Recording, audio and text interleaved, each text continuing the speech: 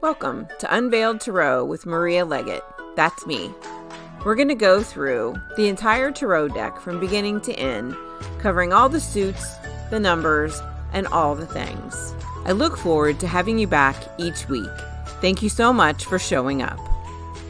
Before we get started into today's amazing episode, I want to put this wonderful offer out for whomever is listening to my podcast.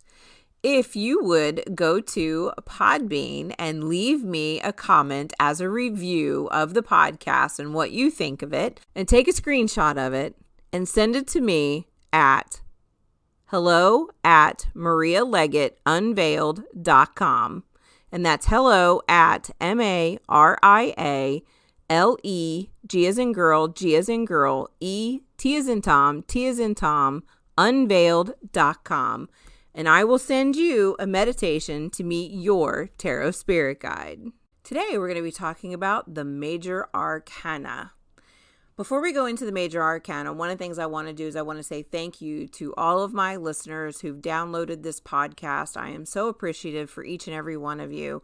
I also want to say thank you to my clients who have reached out and said to me, "Hey, Shelly, what can we do for you? You're providing such great content. We really appreciate it." And my response to that is I thought, well, gosh, what can I do? And so I found this great little website called buymeacoffee.com. And it is where you can buy me a coffee. And what it is, it's a cute way of donating to the podcast to help me pay all the bills and all the things that I have to do to keep this beauty running. And it is just a way that if you choose to say, hey, I'm grateful for you. Thank you so much. I truly appreciate it. Please do not feel like you have to do it. This is just something that I'm putting out there because people have requested it, and I'm excited and super grateful that people are finding this content beneficial to them. So if you should want to make a donation or buy me a coffee, which I think is so cool because I can't drink coffee anymore. It makes me so sad. You can go to buymeacoffee.com/Maria Leggett, MARIALE, G as in girl, G as in girl, E, T as in Tom, T as in Tom, and you can buy me a coffee, and we'll continue with the podcast. So today we're going to talk about the major arcana, and the major arcana is amazing because it's this great journey of numbers, right? So it's not just a great journey of numbers. So it's 0 through 21. So there are 22 cards because 0 is a number. And it is this progression from the beginning of a journey to the end of a journey. And it represents both when you're born and when you die, but it also represents all of the small things in between. And so we're going to start talking about all of these cards, and I'll talk today for probably up to about a half an hour. We should be able to get through, I would hope, 5 cards. So I'm hoping to get through the 4th card. So we'll have 0, 1, 2, 3, and 4. So hopefully we'll be able to get through those today. Depends on how much I go off script because I am a little chatty. We all know that. All right. So we're going to start with the Fool. So the Fool is about trusting the journey that you're about to go on. If you look at the card, you can visually see him with his head up. He's got his stuff packed and he's ready to go. He's ready to jump off the cliff and get moving on his way. He's not looking down to see where he's going. He's just trusting that he's going. And he's got his trusty little sidekick with him, which is the dog on the card. So he's never alone. And if you notice, that dog is white. And because the dog is white, that is representing spirit. So the Fool is never alone on his journey because spirit is always with him. The dog is your indication that you're never truly alone. You always have your band of guides there. So whether you work with them or not, they're still there. We all have a learning guide who will help us to learn, including learning tarot. Which is why if you leave a beautiful review for the podcast, you'll get to a meditation for free as an energy exchange to meet your tarot guide. You have one, everybody does, for whatever craft that they decide to pick up. Even if it's scrapbooking, you have a scrapbooking guide. Weird, right? But you totally do. So visually, everything on a tarot card was drawn with purpose or intent. What do these drawings mean to you? So I can teach you what the original meanings were and that's exactly what I plan to do in this podcast, is just to teach you what the basic gist of these cards are. I do have a class that can teach intuitive tarot, but I think this is a really good way where you don't have to use any kind of intuition. You don't need to be a psychic. You don't need to be a medium. There's just a meaning to the card, and there it is. So if you're looking at the Fool on the card, you see that he has this white rose in his hand, and that is about purity of intention. So when you start out on your journey with the intention of everything being in your highest good, where you just want to be happy, that's what that rose represents. And his head is upright, because some people would say, oh, his head is up in the clouds. This is why. Because you're just trusting that you're going on this journey. You don't feel the need to look around and go, oh my God, what's going to happen? What's going to happen? Don't second guess. You're just going to go. So the rose carries the highest vibration of all flowers. And by him holding this white rose, it indicates that he's ready to start his journey with the best intention possible for only good things to come to him. He's not going to be angry or upset or worried. He just knows that it's all going to work out regardless of what's going to happen. So this is a stage where we need to be very careful to not allow someone else's intention to come in and muddy our rose or muddy our path. It's pure and clean because we have the best intention, but not everyone does. And that is important to remember. Not everybody wants you to be successful on your journey because it may affect them in some way. And that's quite unfortunate, but it does happen. So if you look at the Fool card, there is water in the Fool card, and it's cresting very high. You can see the white peaks because I am using the Rider-Waite imagery as I'm looking at the cards in front of me. And so what I'm describing to you may not match the deck that you're looking at. But if it's based off of Rider-Waite, it'll have the same intention. Like the deck that I suggested is the Barbara Moore, Your Tarot, Your Way. But the white water in here with its white caps is representing that things can be tumultuous on a new journey. And, because water represents emotion, and it's not this nice calm water. It's this, it's this big wave. And that's the thing, right? When you are starting a new journey, well, how are you feeling? You're not always feeling cool and calm going, oh yeah, I got this. So that wave with the white crest is representing to you the emotions that can come with a new journey. It can be uncertain. It can be a little scary. But how do you progress if you don't have something pushing you forward? And that's what those waves can do. So in this card too, look at the sky. So it's clear, there are no clouds. So on this journey, this is seeking clarity because it's new, it's fresh. You're wanting to find out, what am I doing? Where am I going? What's happening? And the sun that you can see is also white. In this card, the sky is yellow and the sun is white. And it's just about Spirit will open the way for you when it comes time to go. So I think that that's really important to recognize that. And I also want to talk about the fact that he's carrying this big long stick with a bag on the end of it. This big long stick is representing the fact that he's carrying his belongings with him. So it could be that, this is him carrying his baggage, or he's got something that he needs to take with him. And so it's kind of hard at first to figure out if you want to start picking apart the pieces of the card. That's more intuitive. But just the basic Fool card is, I'm on this journey and I'm trusting. I know that my emotions can go a little wild. I know that things can be a little wicked and out of balance. But the Fool is one of the most balanced cards because it contains a small piece of every element: water, fire, air, and earth. The cliff is the earth. The water is for the emotions. His sleeve on the tunic is swaying, and that represents air. And if you look at his hair is going backward. And the stick that he's holding looks like a wand, which represents fire. So with every journey you start, you're balanced. Only through your experiences do you get thrown off balance. And so that's what's really important to remember. When you're starting this journey, you're in a great place. You have your spirit with you. They're never going to leave you alone. They're giving you help, which is probably what's inside of that bag. There's something that's going to help you on your way.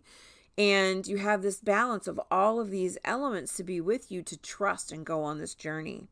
So my tarot guide, her name is Madame Rosmerta. And yes, she's very picky about the way I say her name, which is why I do it that way.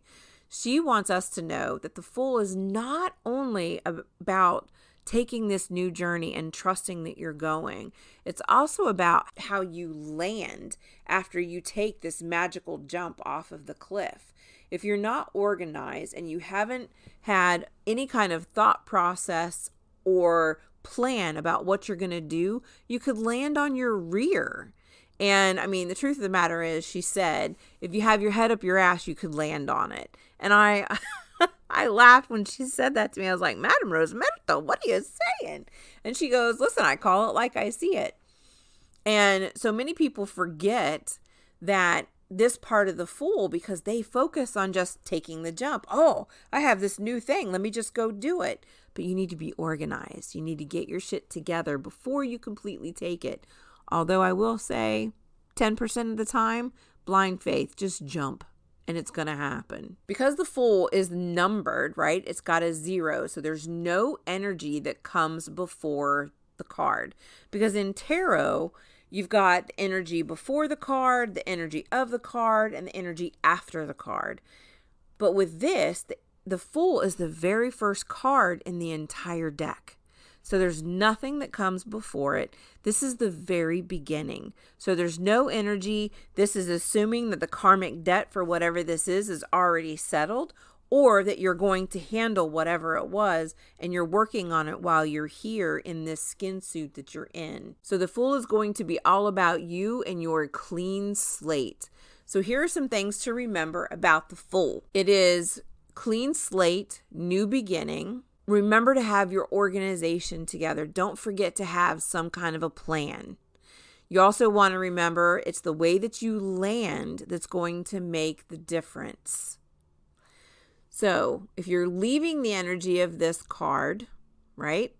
We're not leaving the energy of anything because this is a new card. It's a 0. But as we're leaving the energy of this card, we're stepping into the energy of the Magician. So as we step into the energy of the Magician is a man standing in front of his altar, which contains a pentacle for earth, a sword for air, a cup for water, and a wand for fire. These tools are in front of him, not in his hands.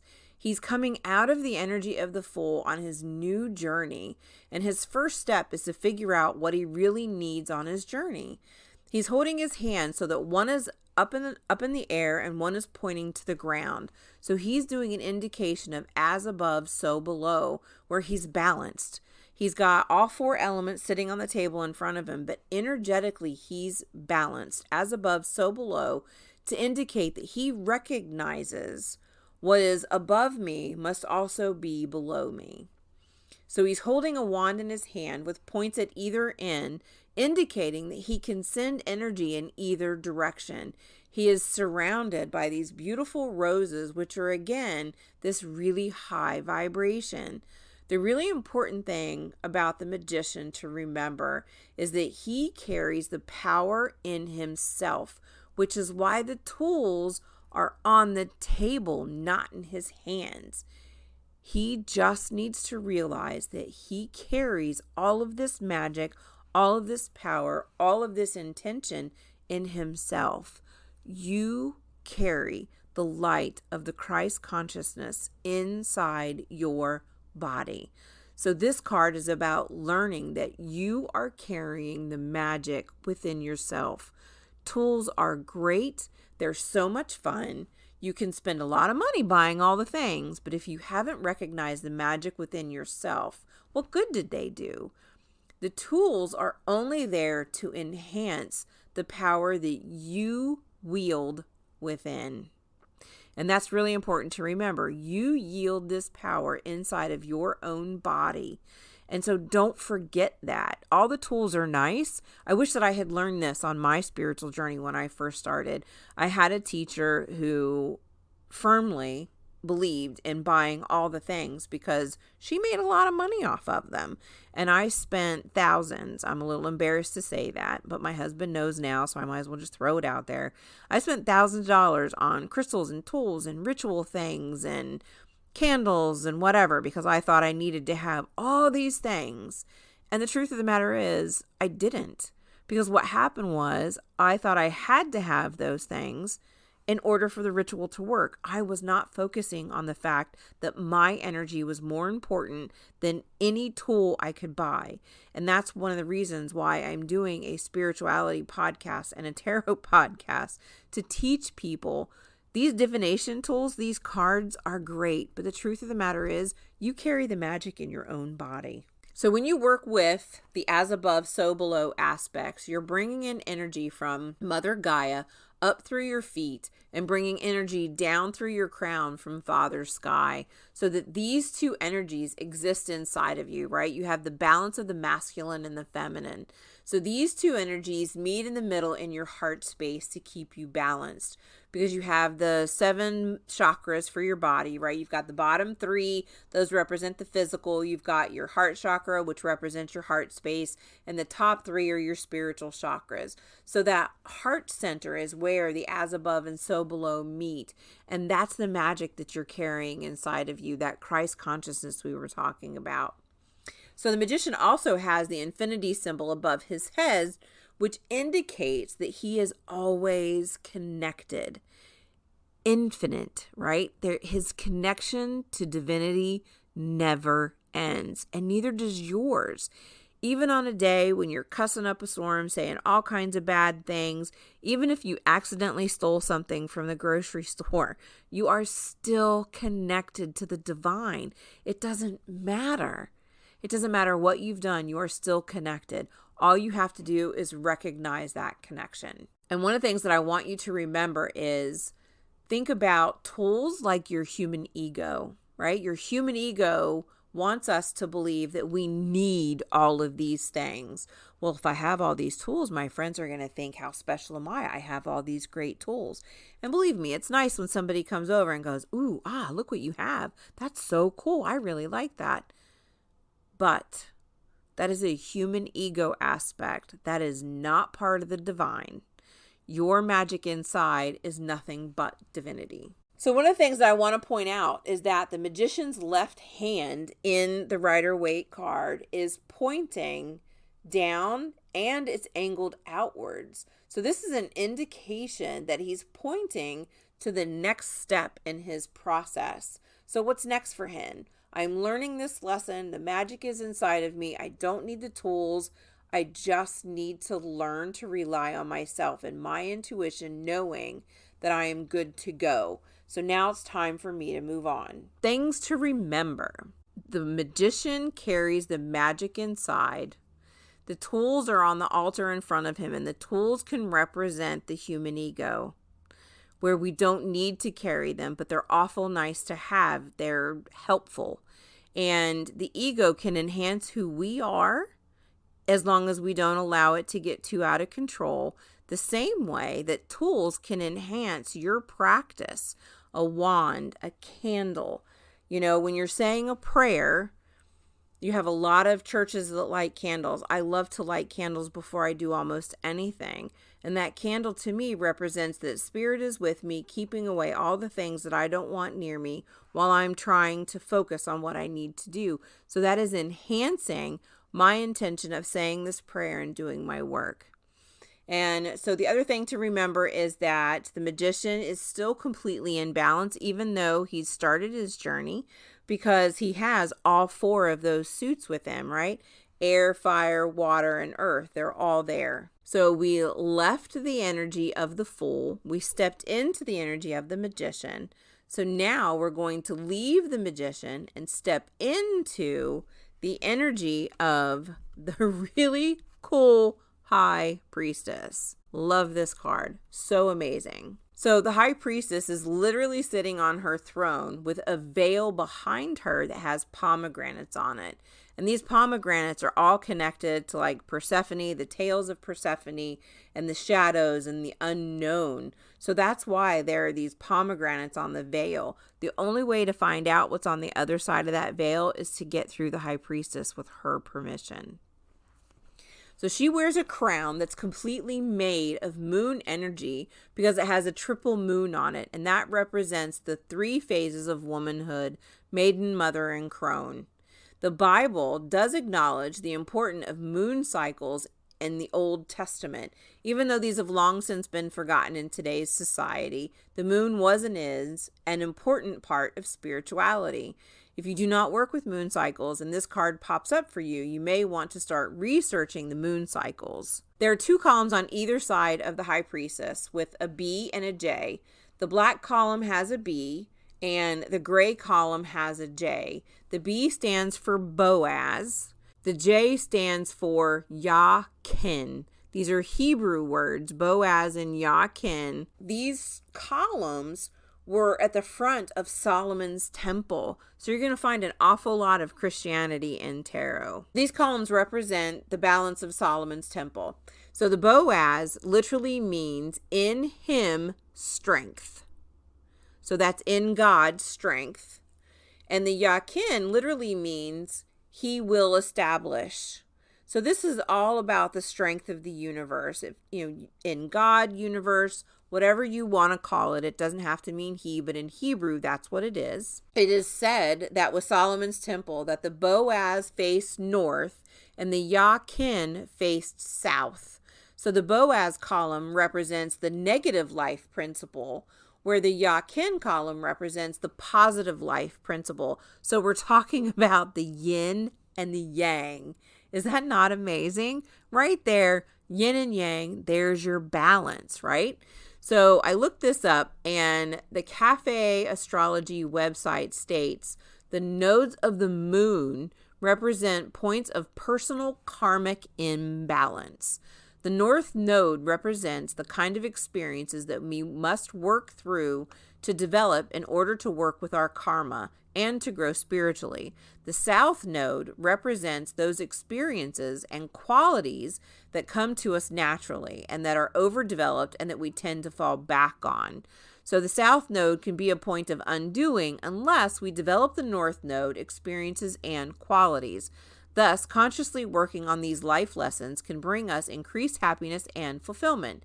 If we overemphasize and fall back on the qualities of our south node at the expense of developing our north node, we may have a difficult time feeling personally successful.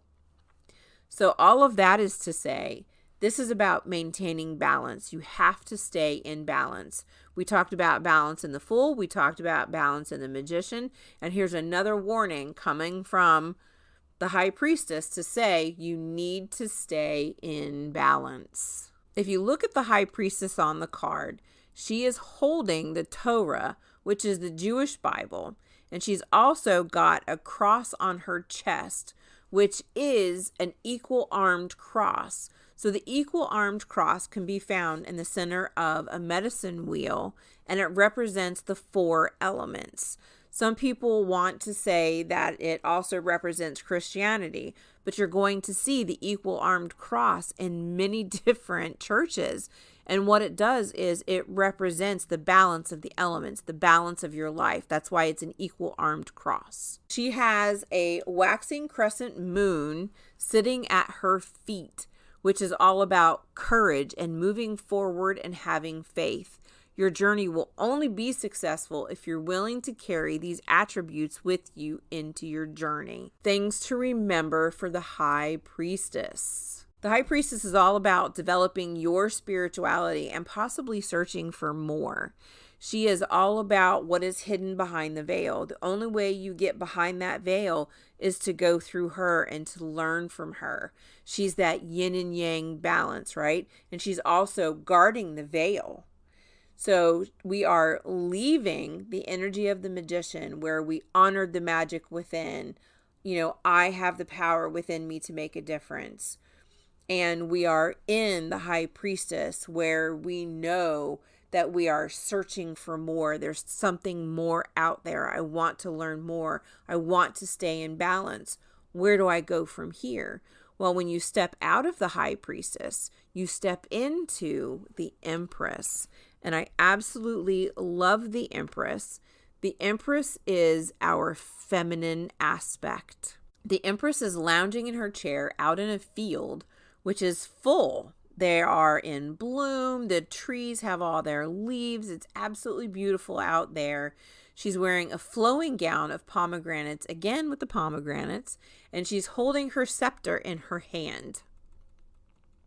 She has a crown with 11 stars on it, specifically 11 stars. And the number 11 in and of itself is important because this is a master number and represents spiritual illumination. So the Empress, we're stepping into that feminine aspect, and that's your spiritual illumination, going with the flow, the femininity of it. So if you look closely, all the stars are in a specific alignment. There are 4 evenly spaced stars on the bottom. 4 is that number of stability, and the fact that they're evenly arranged on the crown is even further evidence that it's for stability. And technically, she is also the 4th card in the deck. Even though she's the number 3, she's the 4th card in the deck, which also represents the stability of the female. So the top row in her crown has 7 stars in it, and the numerology 7 is a thinking number. So someone who is consistently searching for the truth, the number 7 takes nothing at face value, and neither do moms ever take anything at face value because you learn the hard way. So the Empress is in a loose gown because she can represent physical fertility and motherhood, as well as fertility and abundance in the material world. So she's got that big loose gown on because, and in some cards you'll actually see her with a baby bump. In other tarot decks you'll see her as an older woman, just being this really cool mom because she's that energy. So she's sitting in the middle of this field, which represents the abundance. Everything is growing. The trees have their leaves. And if you're reading for someone who is trying to get pregnant or adopt, and this card pops up, it can be an indication of an impending child. The Empress has a pillow in the shape of a heart sitting next to her on the ground. This pillow has the sign for Venus on it as well. And Venus is also about fertility and the feminine. So with this idea in mind, the Empress definitely has the mom energy where she enjoys helping people. She loves listening to people and helping them with their own issues, and she represents the mother love. She's a very calm and loving energy, and she has water in her card. So in the Rider-Waite deck, if you look off to the right, you can see there's this beautiful stream of blue water, and it looks like it's like a tiny little dropping fountain, which I love that sound. It's very calming, and it's nice, calm water. It's not very abrupt abrupt water with lots of waves. It's just this nice wave of emotion. The Empress is sitting on a red cloth in her chair. So there's a red blanket underneath her, and red is associated with the root chakra. So because it's sitting under her, this is an indication that she's quite comfortable and secure in her surroundings. She's sitting very comfortably in her chair with only her scepter at her side, and her scepter has a round crystal on the top of it. So round crystals, because of that, round crystals tend to radiate energy all throughout the world. And that's what that circular crystal is representing. This Empress is sending out her love worldwide to anyone who needs it. And sometimes we just need a good mom hug. Things to remember for the High Priestess: fertility and abundance, money coming your way. If it represents fertility, it could be about pregnancy or adoption. And she also represents, let's not forget, getting in touch with your feminine side. And she is the yin of the energy because she is the feminine. So you left the energy of the High Priestess, who's completely in balance with all the things, developing the spirituality, guarding the veil. And we're like, okay, what's next? On your journey, you now have to discover all the aspects of yourself. You found your light in the Magician. You see your spirituality in the High Priestess. Now you want to keep developing yourself, and you step into the Empress. So as we step out of the Empress, we are going to step into the Emperor. Very rarely have I ever seen the Emperor represent a man who was super kind and sweet and nice. Usually the guy is an ass, because the Emperor is this like super powerful. He is the exact opposite of the Empress. So he's the yang to her yin. He's not kind. He's not sweet, but he is the patriarch of the family that people are afraid of, and they tiptoe around him because he says what he wants and he does what he wants, but he's very good at what he does. And he's very professional, and he's the boss. And so if he's not right now, he's really getting there. He's like got this driving force behind him that's going to push him to be the boss if he's not already. When you look at his card, there's no water in his card. He has no emotion, and he's detached from them because he's got decisions that he needs to make. There's no room for emotion when you need to fire someone or when you want to end a relationship. So this is about embracing that masculine side of yourself. And I'm not saying that you have to be a douche to accept the masculine side of yourself, but there is a structure that comes with it, a clarity that comes with the masculinity, because you're not in that feminine flow of I'm feeling all the love. You're stepping into I have shit to do, get out of my way, let me go. So the Emperor is the guy who does things that other people don't want to do because they're too afraid. He's the farmer who has learned to compartmentalize between raising an animal for food or raising an animal as a pet.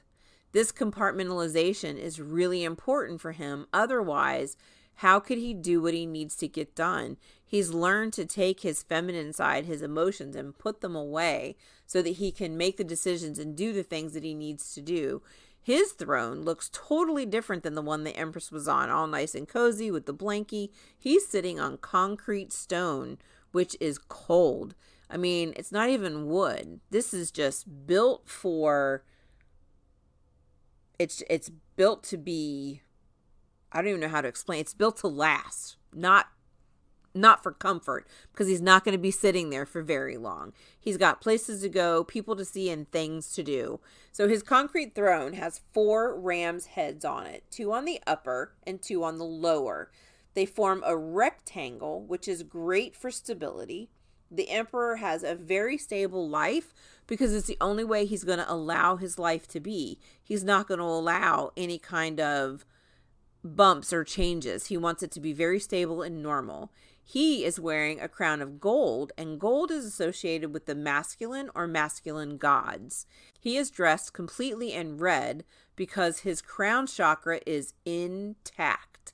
He is safe and secure in the knowledge that no one beats him in this world. He's holding a golden globe because he rules the world, and a staff made of metal. The ram's heads represent Aries, and that's all about intellect because he's a decision maker. These are the things that he has to do. So every visual in a tarot card means something. There are mountains that are behind him because he will climb mountains and he will conquer them to get to where he needs to be. Things to remember about the Emperor: masculinity and strength, total and utter stability, decisions that he has to make with emotion removed. Remember, he is the yang. He is the yang to the yin of the Empress. So we left the energy of the Empress where we had this feminine, loving energy, and we are in the masculine strength, the structure of the masculine, and we're going to step out of that. And in the next episode, we will start off with the Hierophant. Thank you for allowing me to be of service to you today. You can find me on Instagram, Maria Leggett Unveiled. You can also find me on Facebook at the same name, Maria Leggett Unveiled, and my website, marialeggettunveiled.com. If you'd like to book an appointment with me, you can do so at the web.